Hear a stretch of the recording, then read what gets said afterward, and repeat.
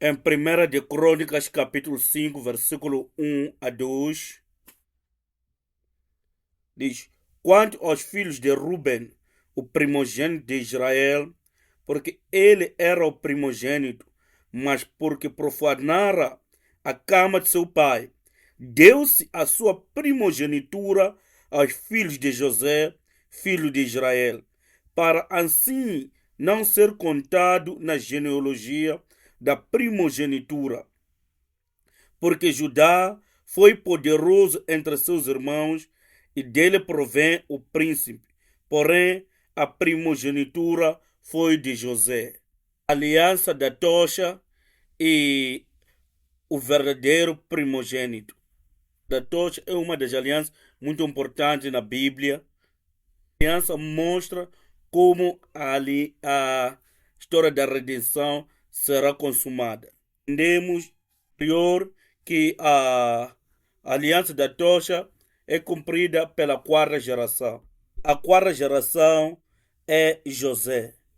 A geração não deveria nos fazer lembrar quem é o cumpridor.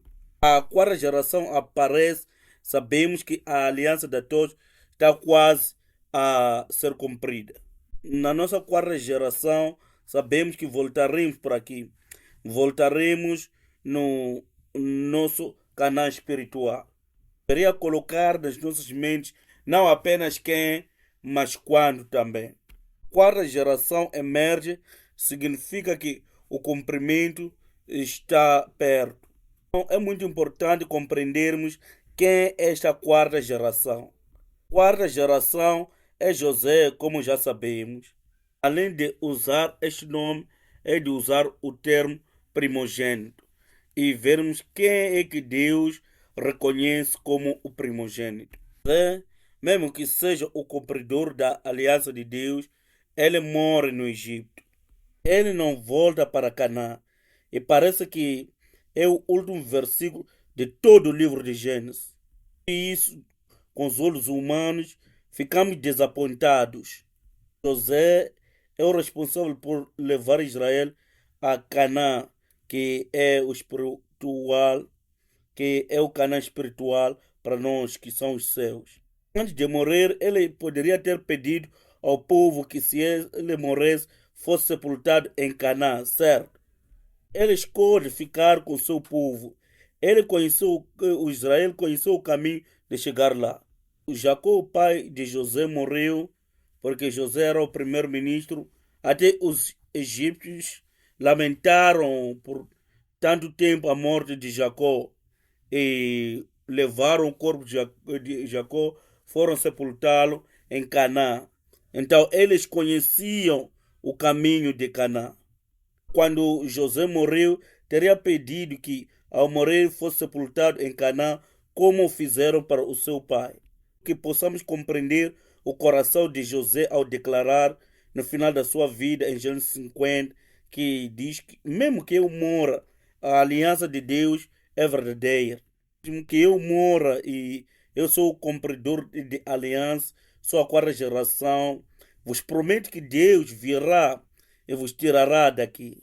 Dará a terra que ele prometeu aos nossos antepassados. Este evento foi tão importante que durante a sua vida Deus só capturou este episódio da vida de José para incluir no livro dos heróis da fé. Que isto foi tão importante para Deus? Porque isto foi considerado sucesso e não o fracasso. Porque na escola de José, mesmo que ele morresse, escolheu permanecer com seu povo. José estivesse morto e por causa da sua fé viva, todos os israelitas entrariam na fé de José. Por aceitar entrar na fé de José, eles estiveram em José, tornaram-se primogênitos. É que aquele que deu a mensagem de aliança para nós é tão importante. Por isso que quando Deus quer libertar os israelitas do Egito, ele diz através da boca de Moisés: deixa Israel ir, porque é meu primogênito. Israel tornou-se primogênito de Deus. Por quê? Por causa deste homem José e da sua fé. Mesmo a morte não poderia lhe parar, bloquear de confiar e crer na aliança de Deus. Prefigura a Jesus Cristo. A morte é como um portal de união.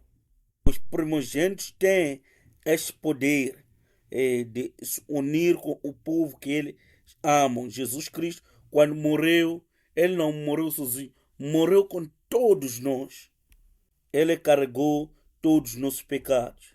Toda pessoa que já esteve no planeta Terra estava no coração dele e morreu junto com ele. Pelo poder da ressurreição, ele ressuscitou com todos estes juntos. Depois da sua ressurreição, ele não nos deixou por aí, nos levou junto com eles. Desses dias era Páscoa, nós celebrávamos a morte e a ressurreição do nosso Senhor Jesus Cristo. Capítulo 2, a partir do versículo 1, fala de como ele nos vivificou, nós que no outro tempo andávamos segundo o curso deste mundo, segundo o príncipe da potestade e do ar, do espírito que agora opera nos filhos da desobediência. Vamos ler a partir do versículo 4. Mas Deus, que é riquíssimo em misericórdia, pelo seu muito amor com que nos amou, estando nós ainda mortos em nossas ofensas, e nós nunca morremos, de Deus, ele nos via como mortos por causa dos nossos pecados. Nós estávamos mortos em nossas ofensas, mas nos vivificou juntamente com Cristo. Pela graça sois salvos. Nos ressuscitou juntamente com ele e nos fez assentar com ele. Aonde? Nos lugares celestiais. É o nosso endereço atual. José uniu-se com Israel e ele morreu em 1806 a.C. Ele foi colocado num caixão e assim termina Gênesis 50. Ser colocado no caixão não é o fim do funeral, né? O funeral ou enterro termina quando o caixão é enterrado debaixo na terra. E isso aconteceu em Canaã, em Shechem, 1390 a.C. Antes de entrar em Canaã, teve guerras de conquista. 806 a.C. para 1390 a.C., o processo do funeral levou um tempo de 416 anos. Que tantos anos assim? Era necessário para que Israel e José fossem unidos pela fornalha de fumo. De colocar aqui forno de fumaça, fornalha de fumaça. A tocha, porque esta é a aliança de tocha. A tocha de fogo passa por aqui, mas não apenas a fornalha de fumaça, ou forno de fumaça também. Fornalha, o fogo na fornalha, significa uma temperatura muito alta que pode até derreter um ferro. Quer dizer, fala de sofrimento, dificuldades que Israel passaria no Egito. E seja refinado e saia puro como ouro.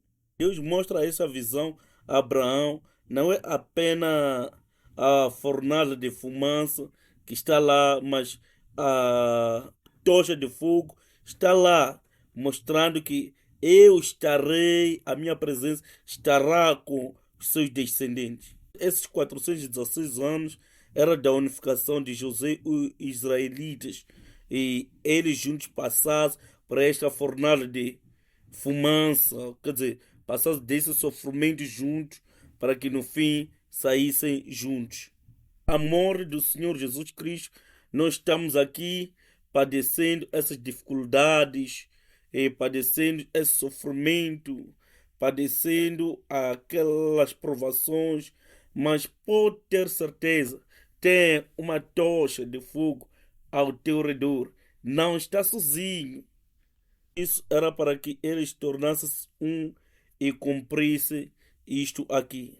Isto era apenas como uma introdução, mas o que eu quero compartilhar convosco é acerca da primogenitura. Será de primogênito. Sabemos que José é o primogênito e José é quem simboliza Jesus Cristo. O que é mais impressionante que lemos em primeira de Crônicas, capítulo 5, que a verdadeira genealogia não foi escrita. De José será a quarta geração, é fortificada pelas escrituras. A questão é, por que não um de seus outros irmãos? Vamos voltar mais uma vez para a primeira de Crônicas, capítulo 5, versículo 1 até 2. Versículo 1 diz: Quanto aos filhos de Ruben, o primogênito de Israel, porque ele era o primogênito, mas porque profanaram a cama de seu pai, deu-se a sua primogenitura aos filhos de quem? Aos filhos de José, para assim não ser contado na genealogia da primogenitura. Temos o Ruben, Levi e Simeão.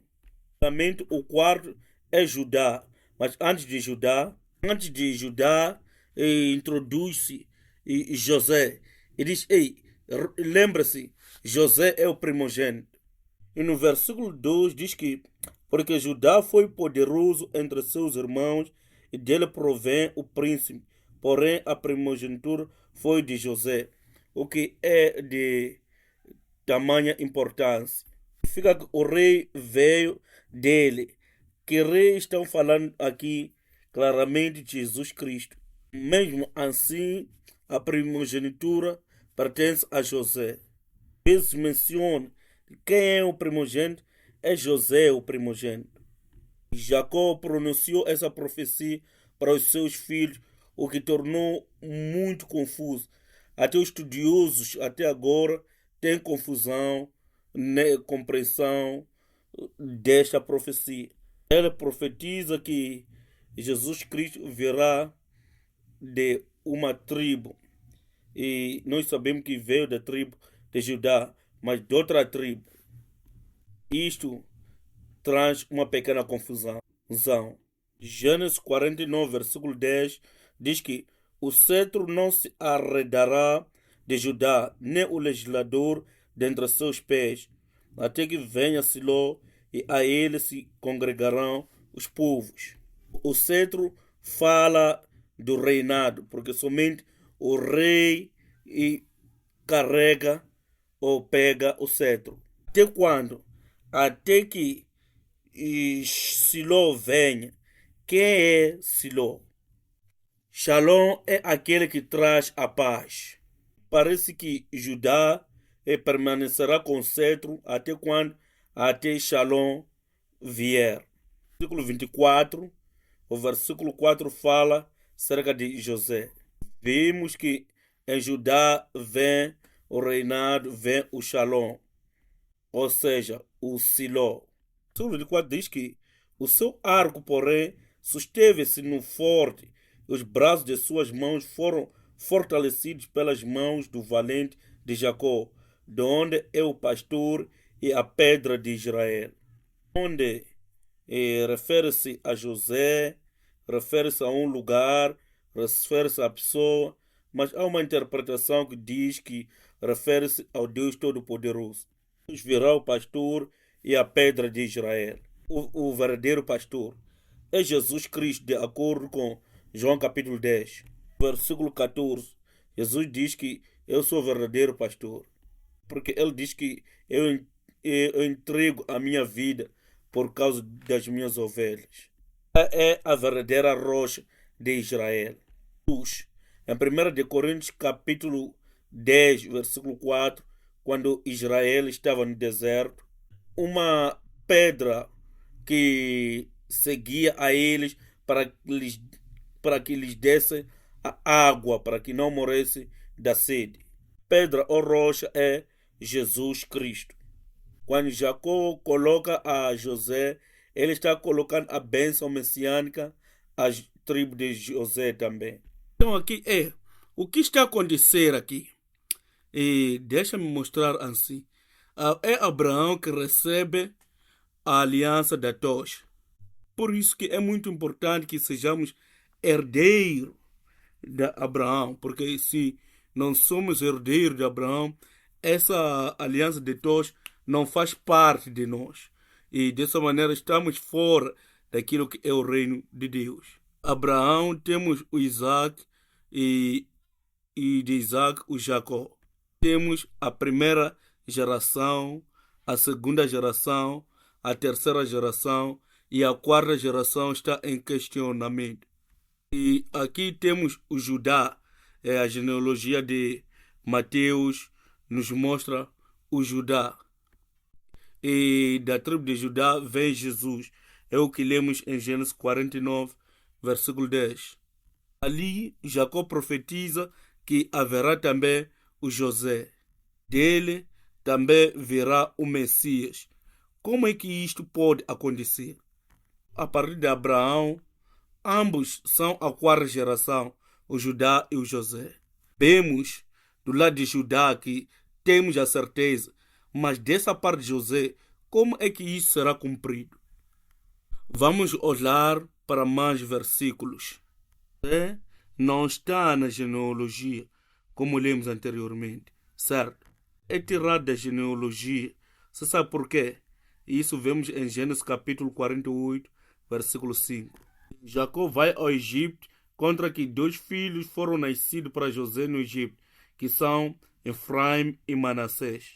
E o avô vem para conhecer seus netos. Quando os conhece, e ele reivindica-lhes como sendo seus próprios filhos. Isso é coisa bizarra para se fazer, mas vamos ver aqui. Vamos ver o que o versículo diz. Agora, pois, os teus 2 filhos que te nasceram na terra do Egito, antes que eu viesse a ti no Egito, são meus. Efraim e Manassés serão meus, como Ruben e Simeão. E Efraim e Manassés serão meus, assim como o Ruben e Simeão. E ele está colocando os filhos de José na mesma linha de geração com o próprio José, o que é impossível. Naturalmente, automaticamente, José é tirado da genealogia. Seus 2 filhos, Efraim e Manassés, são colocados no lugar dele, e ele não tem um lugar para ser enquadrado. Isso com José, ele torna-se um homem sem genealogia. Esconde o seu primogênito. Esconde a genealogia do seu primogênito. Isto é muito importante. Tenho perguntado por que Deus não deixou escrito a genealogia de José. E um homem sem genealogia, de quem está falando? Creio de Jesus, porque Jesus foi concebido pelo poder do Espírito Santo. Não tem nada a ver com toda essa genealogia. Então, isso deve falar de José. Então, podemos nos focar nisto. José é sem genealogia, Jesus sem genealogia. Quem é outra pessoa sem genealogia? É o Melquisedeque. E Melquisedeque está conectado a Abraão e Jesus também está conectado a Melquisedeque. Já que o pai de Jesus, quer dizer, não o verdadeiro pai, o marido de Maria era José e o pai de José era Jacó. Veja a grande coincidência que está aqui. Mas mesmo assim, Jesus vem da tribo de Judá. Como é que explicamos isto? Este famoso homem sem genealogia, o Melquisedeque, diz que é o rei de Salom e ele é o rei e não tem a genealogia. Hebreus capítulo 7, versículo 1 a 3. Porque este Melquisedeque, que era rei de Salém, sacerdote do Deus Altíssimo. Por favor, tome nota disso. Tem 2 ofícios. Ele é o rei e é sacerdote. Ele é o rei de Salém e é o sacerdote do Deus Altíssimo. Homem sem pai, sem mãe e sem genealogia. Tendo princípios de dias, nem fim de vida, mas sendo feito semelhante ao Filho de Deus permanece sacerdote para sempre. Essa genealogia, um humano que foi tirado de genealogia como José, e este Melquisedeque, qual é o ofício que é enfatizado aqui? Que ele permanece sacerdote para sempre, o Filho de Deus. A linha Judá recebe o cetro do reinado. É a linha dos reis. A linhagem de José se refere a Melquisedeque, é a linhagem do sacerdócio. Jesus vem da linhagem dos reis, vem da linhagem de Davi, mas misteriosamente vem da linhagem de José.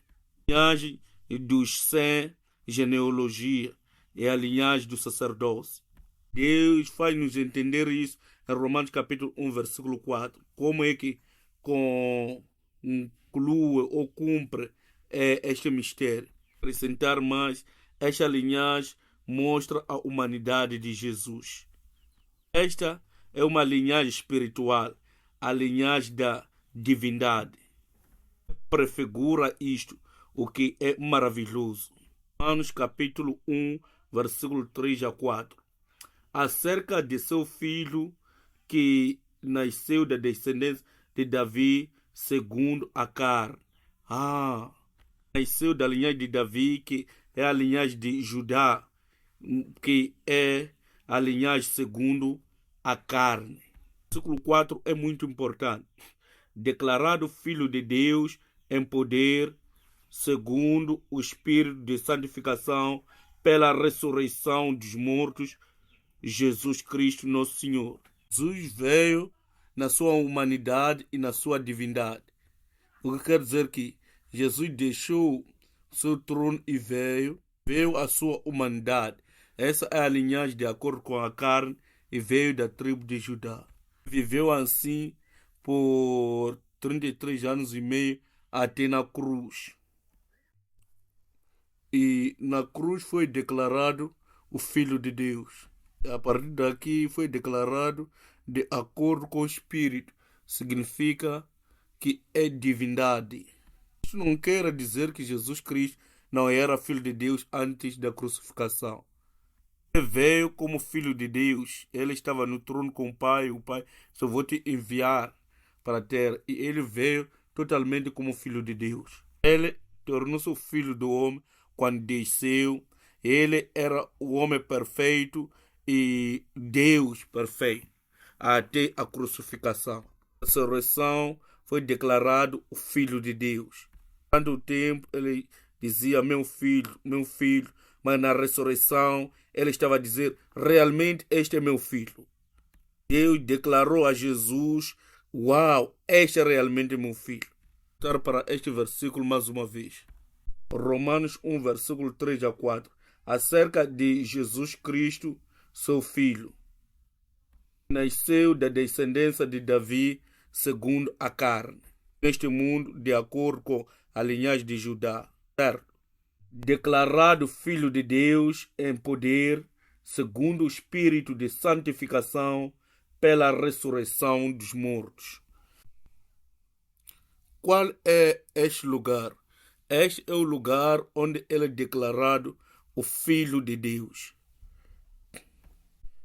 É aqui onde ele prova que seja o Filho de Deus. E este lugar é chamado de Siquém espiritualmente. O que é Siquém? Vamos voltar para o José. E Siquém foi o lugar em que Jacó enviou o seu filho José para lá. Quando falasse de Siquém, creio que seria um lugar onde José não gostaria de estar, porque foi lá que tudo começou. Lá em Siquém, onde o pai enviou o filho. Voltando para Gênesis 37, isso pensando em Jesus Cristo, dá para derramar lágrimas. Gênesis capítulo 37, versículo 13, diz que disse, pois, Israel a José: não apacenta os teus irmãos junto a Siquém, vem e enviar-te-ei a eles. E ele lhe disse: Eis-me aqui. Siquém é o lugar em que o pai envia o seu filho para os seus irmãos. José sabia que os seus irmãos o odiavam. Ir para lá seria o mesmo que assinar a carta da morte. Então, o que é que José diz? Porque é o pai que está me mandando e é isso que o pai quer, é isso que farei, irei para lá. Isso nos faz lembrar o que Jesus Cristo fez quando o pai lhe enviou à terra. Mateus capítulo 20, versículo 28. Jesus também foi enviado, não como rei, mas para servir. Não para servido, mas para servir a muitos e dar a sua vida em resgate de muitos. Gente significa o primeiro no cumprimento da vontade do Pai. E qual é a vontade do Pai? É que estou a te enviar para os seus pais e para os seus irmãos, aliás, e tu vai para lá, independentemente dos perigos que lhe esperam. Fica aqui. Temos que ir aos nossos irmãos que ainda permanecem no mundo, os pecadores. Nós sabemos que eles irão nos responder palavrões, irão nos xingar, como você é crente, o que é que mudou na sua vida. Mas como é o Pai que está nos mandando, temos que fazer o quê? Temos que ir para lá com um coração alegre, com um coração amável. Vamos ter com os nossos irmãos, mesmo sabendo que eles não nos darão o bom tratamento. Ele diz: Vem, eu te enviarei para os teus irmãos. E nós dissemos: Amém. Que quer dizer, aceito, vou para lá. Em Siquém, os verdadeiros primogênitos servem ao pai, mas também servem aos seus irmãos. Como é que serve aos seus irmãos? Ele serve aos seus irmãos através do perdão.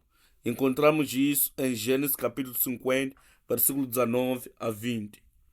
Porque Jesus declarou-se a si mesmo como Filho de Deus? Porque ele deveria fazer isso para que nós aprendêssemos dele. É o caminho que nós precisamos seguir.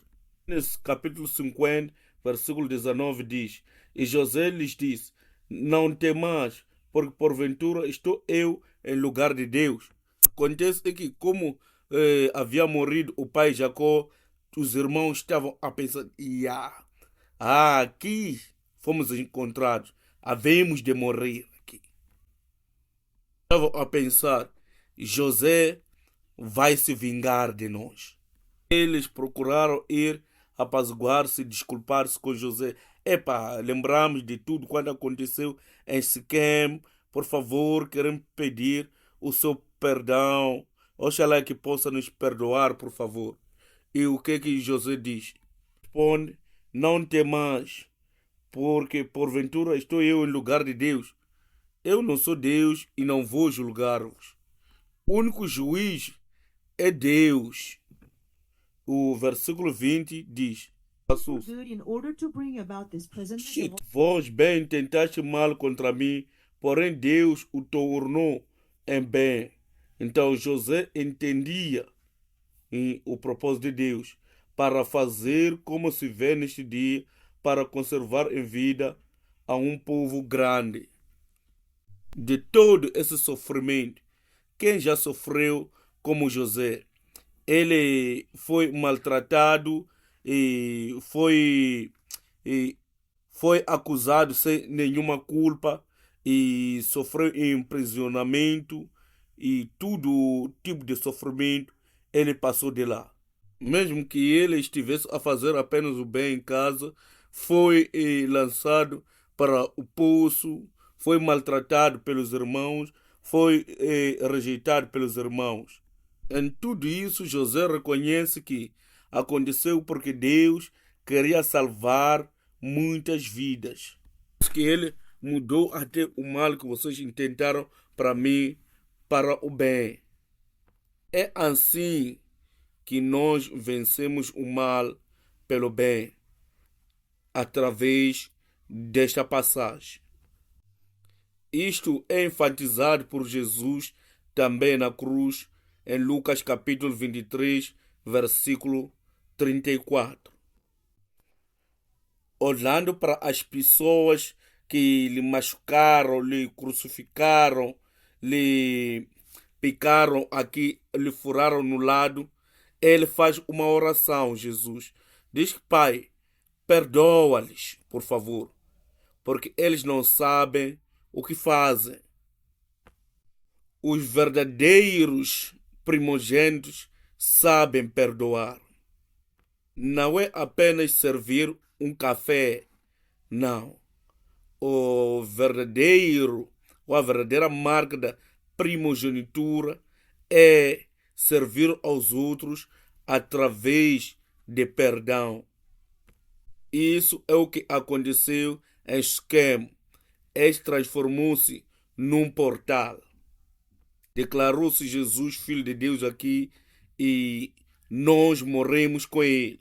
O que aconteceu com Israel. E se tornou um com José. E daqui a nova fé começa.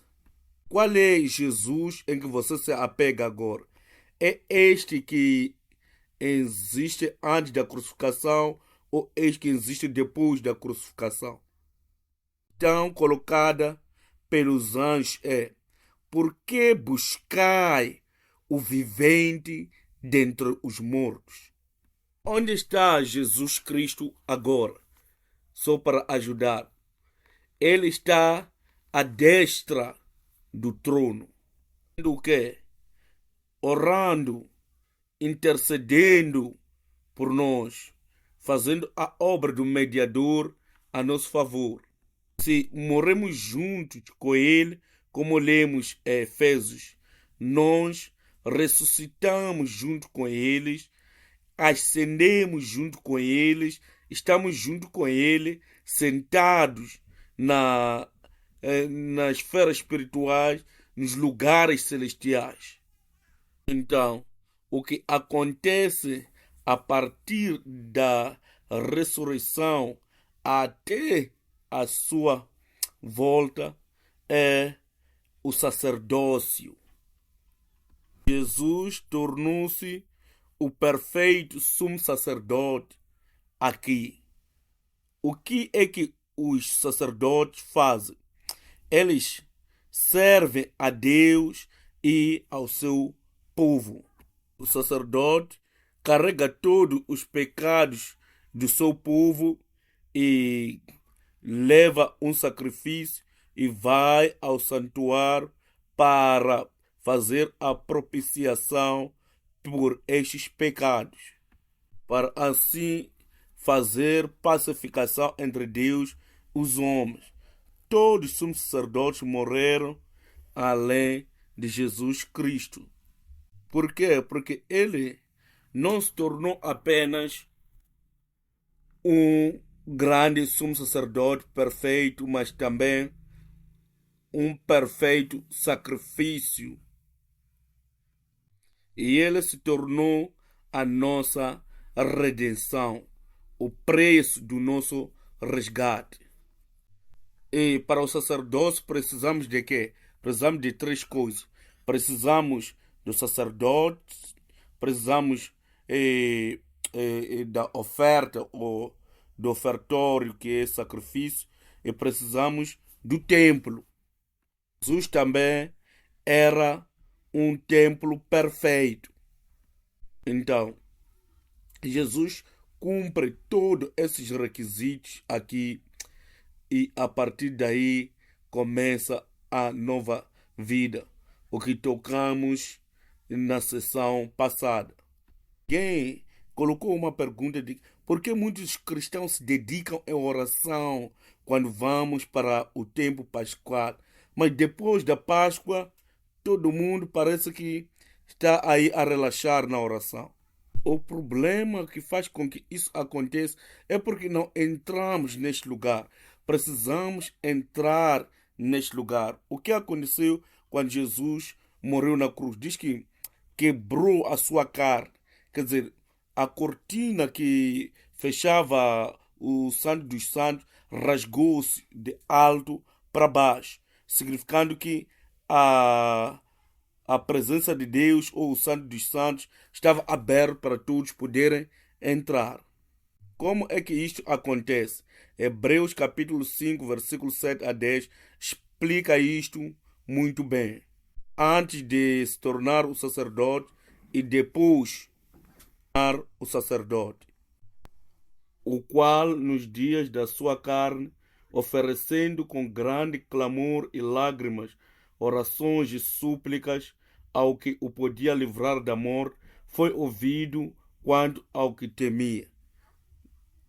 Por que orava dessa maneira? Para que se tornasse um conosco, para que nos desse a vida, e foi ouvido por causa do seu temor. Ainda que era filho, aprendeu a obediência por aquilo que padeceu. E vamos tomar um tempo de dizer aleluia, porque este sofrimento está produzindo uma obediência para nós. O sofrimento leva à obediência, obediência leva à perfeição. E sendo ele consumado, veio a ser a causa de eterna salvação para todos os que lhe obedecem, chamado por Deus sumo sacerdote segundo a ordem de Melquisedeque. Aqui está chorando, está suplicando a nosso favor. E aqui escolhe dar a sua vida por nós. Ele sofre a partir daqui, sofre, até o sofrimento alcançar o seu clímax, e daí, bum, Deus diz, você é meu filho. E ele é declarado sacerdote segundo a ordem de Melquisedeque. O que o hebreu está nos dizendo, que Jesus tornou-se o nosso sumo sacerdote por causa daquilo que ele fez aqui. Que isso significa que somente Jesus é o sacerdote segundo a ordem de Melquisedeque. Ele é Deus, ele não precisa fazer isto. Ele desceu para a terra, tornou-se humano e viveu por 33 anos em meio a uma vida destas. Propósito, ele estava a dizer que eu sou o caminho. Jesus Cristo está nos mostrando o caminho para seguir a trilha até chegar ao Pai. É Jesus apenas que está seguindo a ordem de Melquisedeque. É de escrever aqui MK. Por favor, não pense que isto não tem nada a ver comigo. E é Jesus e sou eu, porque na cruz nos tornamos uma pessoa. Somos unificados pelo poder da cruz. Para Hebreus 6, versículo 19 a 20. A qual temos como âncora da alma, segura e firme, e que penetra até ao interior do véu. Âncora é aquela coisa que mantém o navio. Não importa que tipo de ventania ou vendaval possa surgir, a âncora vai manter aquele navio lá no porto. Está dizendo aqui que nós temos esta esperança, e esta esperança é como uma âncora. Que todos tenhamos esta esperança, certo? É essa âncora, ou esperança, é a âncora da nossa alma. Esperança segura e firme e que penetra até ao interior do véu. Para onde vai se vai no interior do véu? Entra no Santo dos Santos, certo? Onde Jesus, nosso precursor, entrou. Por quê? Por nós. Tornou-se eternamente o nosso sumo sacerdote segundo a ordem de Melquisedeque. O que é um precursor? Alguém que corre adiante de você, que significa que você vai ter que correr também. Ele toma a dianteira e diz, corre, seguindo os meus passos. E seguimos os passos De quem? Deste Melquisedeque. Saímos daqui da cruz ou de Siquém e vamos ao Santo dos Santos. Não é o Santo dos Santos físico, mas o espiritual. O templo que Jesus entrou é o templo real, o templo celestial. Lá que Jesus está nos levando. É isso que o reverendo Abraham Pack tem dito nos seus sermões. Oro para que não seja enganado pelo diabo e ficar todo o tempo zangado e irritado, bloqueando-se da sua comunhão com os céus. Essa é a armadilha do diabo para te manter fora daquilo que é da presença, fora do Santo dos Santos. O Santo dos Santos está aberto. Cabe a nós entrar. Isso se encontra em Hebreus capítulo 10, versículo 19 e 20. Mas olhar para trás, vamos olhar para a frente. Vamos avançar para a frente. Tendo, pois, irmãos, ousadia para entrar no santuário pelo sangue de Jesus, pelo novo e vivo caminho que ele nos consagrou pelo véu, isto é, pela sua carne. Se você passar pela cortina, para onde vai? Vai para o Santo dos Santos. A partir da ressurreição até agora, Jesus inaugurou, abriu um novo e vivo caminho. É um caminho novo e vivo.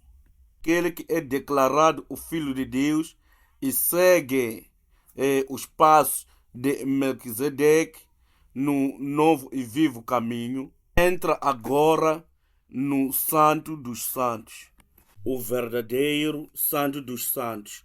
Amém. É o mundo físico, a esfera humana de Jesus Cristo, o lado humano de Jesus Cristo. Precisamos conhecer a Jesus Cristo pela sua divindade também. Não devemos permanecer do lado humano de Jesus, devemos também entrar no lado divino de Jesus. Estão preparados para entrar? Todos aqueles que foram redimidos pelo sangue do Senhor Jesus Cristo, aqueles que aceitaram ao Senhor Jesus Cristo, foram feitos sacerdócios reais. E é isso que diz 1 de Pedro, capítulo 2. E ser rei e ser sacerdote muitas vezes vem junto. Aqueles que apenas estão à procura do reinado e esquecem do sacerdócio. Dito isto, muitas vezes, o ancestral dos coreanos, o nome dele é Angung Hango. O significa sacerdote. Ngwango significa rei. Os ancestrais eram sacerdotes e reis. Assim é o nosso Senhor Jesus Cristo. E Deus nos diz que nós também somos reis e sacerdotes. Isso é o que é a nossa identidade. Assim como nascemos no espaço de Melquisedeque como sacerdotes, temos tarefas a cumprir. O que pensa que seja a nossa tarefa que precisamos cumprir? Que tipo de ministério nós temos? Zedeque significa rei de Salém. É o rei da paz.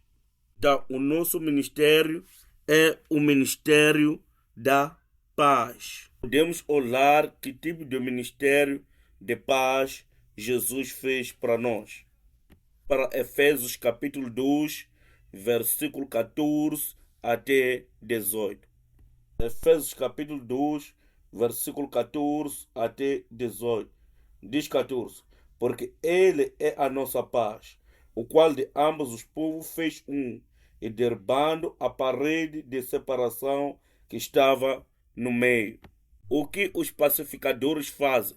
encontra dois grupos divididos por uma parede e eles quebram a parede e tornam as duas pessoas ou os dois povos num. Ministra a paz do nosso Pai. Onde quer que o pacificador vai, o muro da divisão é quebrado. Uma grande parede de divisão entre nós e Deus. E o que Jesus fez? Quebrou essa parede, permitiu que caísse por baixo.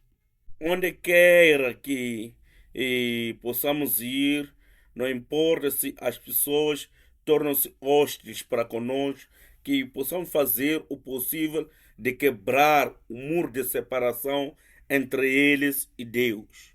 Este é o nosso ministério. Versículo 15. Na sua carne desfez a inimizade, isto é, a lei dos mandamentos, que consistia em ordenanças para criar em si mesmo dos dois um novo homem, fazendo a paz. E pela cruz reconciliar ambos com Deus em um corpo, matando com ela as inimizades. 17.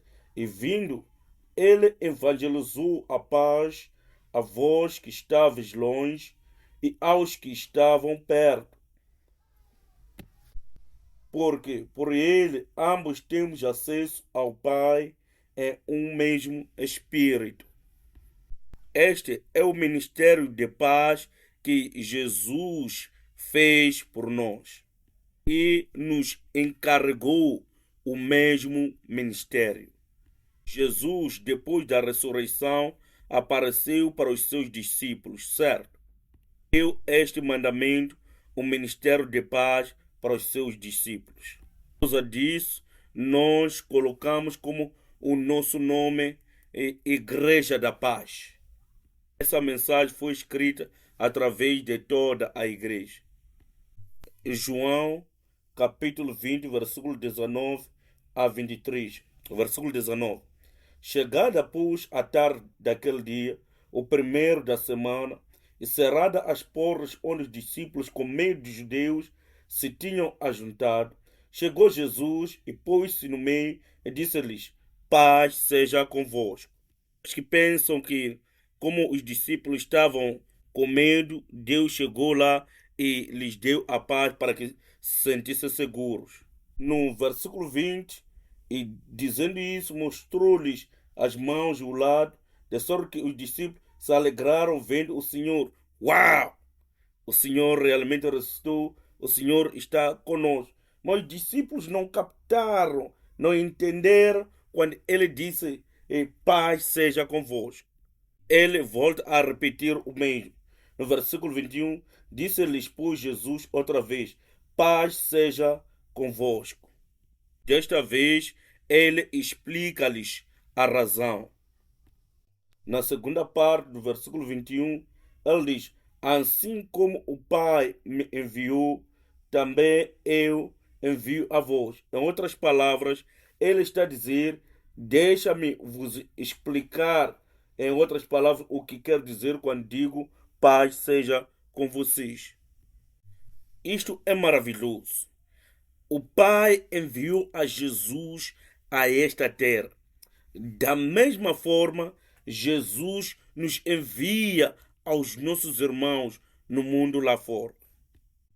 No versículo 22 diz: e havendo dito isso, assoprou sobre eles e disse-lhes: recebei o Espírito Santo. Por que nós precisamos do Espírito Santo? Mas uma vez o propósito é clarificado na explicação de Jesus. Vamos ler já no versículo 23. Devemos receber o Espírito Santo, porque aqueles a quem perdoardes os pecados lhes serão perdoados, e aqueles a quem os retiverdes lhes são retidos. Ele nos deu o ministério da paz, o ministério da pacificação, o ministério da reconciliação, o ministério de ser pacificador ou pacificador, e o poder de perdoar os pecados. Os pecados do marido ou da esposa, ou dos filhos, ou dos sobrinhos, ou dos tios, ou das tias, ou dos concunhados, ou dos amigos, ou de qualquer pessoa conhecida. Uma grande muralha de pecado lhes separando com Deus. Se lhes perdoar, Deus também vai lhes perdoar. É isso que significa caminhar de acordo com a ordem de Melquisedeque. Isso é seguindo a Cristo passo a passo. Concluir com isto. Este processo é a humanidade. E esta parte é a espiritual. Entendemos que quando Deus criou Adão, Adão era um ser vivente. Ser vivente significa que você está vivo, mas não tem como transmitir a sua vida aos outros. Só vive para si. Ele, quando nasceu, viveu toda a sua humanidade, os 33 anos. E quando chegou no Siquém, ele muda. Ele não vive mais para si, vive para os irmãos. E ele transmite isto para nós, o viver para os outros, ou viver para servir aos outros. Que a Bíblia diz que o primeiro Adão é o ser vivente, mas o segundo Adão é o espírito vivificante. Vamos para o capítulo da transfiguração. Vamos para 1 de Coríntios, capítulo 15, versículo 48 a 49. Estou a mencionar isto por causa deste capítulo. A transfiguração, como é que é alcançada? 1 de Coríntios, capítulo 15, versículo 45 a 49. No versículo 45 diz: assim está também escrito: o primeiro homem, Adão, foi feito em alma vivente. O último Adão em espírito vivificante. Então começa a colocar a ordem das coisas. Quem é o primeiro, quem é o último. Versículo 46. Mas não é primeiro o espiritual, senão o animal, depois o espiritual. Esta parte, a partir da encarnação até a cruz, é a parte carnal, é a parte humana, ou física. Mas essa segunda parte aqui, depois da ressurreição, ou seja, depois da cruz, é a parte espiritual. Não sei se faz sentido para vocês. Nós estamos ali. Então vamos. O primeiro homem é da terra. Quem? Adão, é o terreno. O segundo homem, o Senhor Jesus Cristo, é de onde? É do céu. No, o versículo 48. Qual o terreno, tais são também os terrenos. Fala de Adão, o primeiro Adão. E qual o celestial, Jesus Cristo, tais também nós, os celestiais. Versículo 49. Isto é muito importante. Vamos ler junto. E assim como trouxemos a imagem do terreno, assim traremos também a imagem do celestial. Como carregamos a imagem do terreno, e por causa disso também carregaremos a imagem do celestial. E Jesus já nos abriu o caminho, certo? Já quebrou o véu e nós já somos como o sacerdote entrando para o santo dos santos. Esta é a imagem do celestial. Significa que, porque Jesus já veio, o sol vai nascer, as montanhas vão cair de lá e acolá. As nossas faces permanecem as mesmas, mas no interior somos novas criaturas, somos pessoas incríveis. O versículo a seguir, o versículo 50, é o versículo da transfiguração. E diz: e agora digo isto, irmãos, que carne e sangue não podem herdar o reino de Deus, nem a corrupção herda a incorrupção. Versículo 51. Eis aqui vos digo um mistério. Na verdade, nem todos dormiremos, mas todos seremos transformados. Versículo 52. Num momento, no abrir e fechar de olhos ante a última trombeta, porque a trombeta soará e os mortos ressuscitarão incorruptíveis e nós seremos transformados. E quero que prossigamos para o versículo seguinte, versículo 53. Porque convém que isto que é corruptível se revista da incorruptibilidade, e que isto que é mortal se revista da imortalidade. E o que me impressionou muito é a expressão de revestir, ou como se fosse a revestir uma roupa. O que Deus quer dizer com isso? Significa que esta coisa, ou este corpo mortal, não será mudada, mas seremos cobertos com a imortalidade. Este perecível não será mudado, mas seremos revestidos com o imperecível. O que é que os sacerdotes devem se vestir quando vão ao templo? Vou à cirurgia, não posso ir desta forma, tenho que usar algumas roupas especiais para ir à sala de cirurgia. O que é que os sacerdotes devem vestir? Devem vestir as roupas sacerdotais. Isso é seguir a linhagem de Melquisedeque. É uma capa que recebemos, falamos da capa sacerdotal, foi dado a Adão quando pecou para cobrir a sua vergonha, e foi dado também a José pelo seu pai, representando o tamanho amor que o pai tinha pelo José. Era mais do que a dos seus irmãos, uma capa de muitas cores, representando o amor do pai pelo filho. E esta capa volta a surgir de novo para os sacerdotes. No final, no Apocalipse, vemos que quando vê a Nova Jerusalém é coberta com um pano finíssimo. O verdadeiro sacerdócio carrega consigo a capa da transfiguração e carrega a mensagem dos verdadeiros filhos de Deus, os primogênitos. Próxima vez que nos encontrarmos, falaremos do sumo sacerdócio para Deus. Deus Pai, através deste culto de adoração, queremos te render toda a glória, cobrir toda a nossa vergonha. O Senhor nos ensinou que todo aquele que foi batizado em Cristo Jesus vestiu-se de Cristo. Agradecemos por cobrir toda a nossa vergonha para que possamos entrar no Santo dos Santos.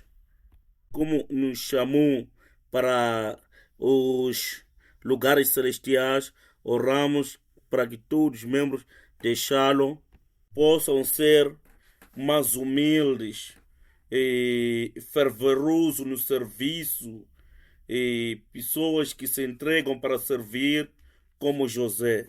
Como foi o nosso Senhor Jesus Cristo, ajuda-nos a fazer a vontade do Pai. E sejamos obedientes. Quando o Senhor nos falar para ir em algum lugar, possamos dizer amém e irmos. Nos encontramos com nossos irmãos, ajuda-nos a não ser tímidos e medrosos. Dê-nos o coração de perdoar que Jesus demonstrou lá na cruz. E encha-nos com esse espírito para que possamos perdoar os nossos irmãos, para que nós e eles possamos ser um. Agradecemos e muito obrigado por me ajudar a entregar esta mensagem maravilhosa. Nos com o teu Espírito Santo para que possamos entrar, emergir na redenção, emergir na Bíblia.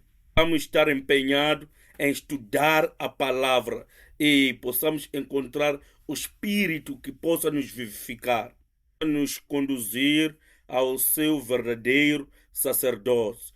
Muito obrigado, nós oramos em nome de Jesus. Amém.